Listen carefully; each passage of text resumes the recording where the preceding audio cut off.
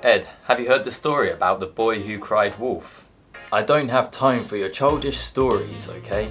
I've got to make a video about intonation. Hi everybody and welcome to Rude English. In today's video I'm going to be discussing intonation.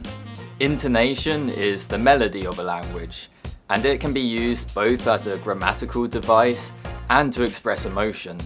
So if you want to understand English intonation and improve your pronunciation, then keep watching this video.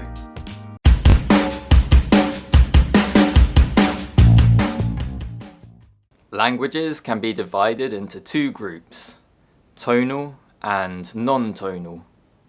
Tonal languages, such as Chinese, use intonation to distinguish the meaning of a word.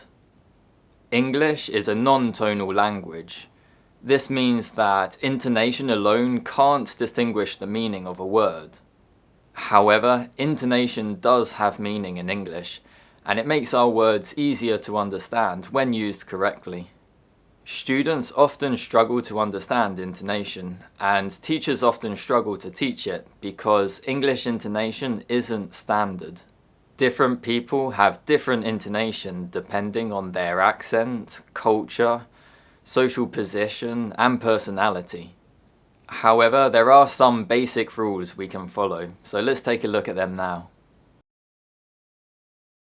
Intonation as a grammatical function uses rising and falling tones to indicate questions and answers, new and old information, and finished and unfinished sentences. In yes or no questions, the intonation usually rises, or rises then falls. For example, do you like animals? In questions that contain a question word such as who, what, when, where, why, or how, the intonation usually falls. What's your favorite animal? In contrasting questions, the intonation rises, then falls. Do you prefer cats or dogs? Intonation often rises with old information and falls with new information. I like cats and dogs, but I really like rabbits. In question tags, the intonation falls, then rises if the answer is uncertain. You aren't afraid of wolves, are you? If the answer is certain, the intonation falls. You aren't afraid of wolves, are you? In short answers, the intonation falls. No, I'm not. Finally, intonation often rises with lists of information, but falls at the end of the sentence. This is a useful way of indicating that you've finished speaking and someone else can talk. I have a dog, 2 cats, 3 rabbits, and a horse.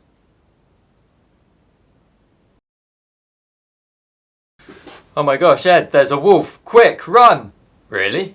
Yeah, I just saw it kill a man! Really? No, it's just a joke, there's no wolf. Really? Oh my god, Ed, this time there really is a wolf. Oh yeah, I really believe you this time. Nice doggy, nice doggy. Intonation can also be used as an attitudinal function. This means that it uses rising and falling tones to express emotion. A rising tone can indicate surprise. Really? A falling tone can indicate disbelief.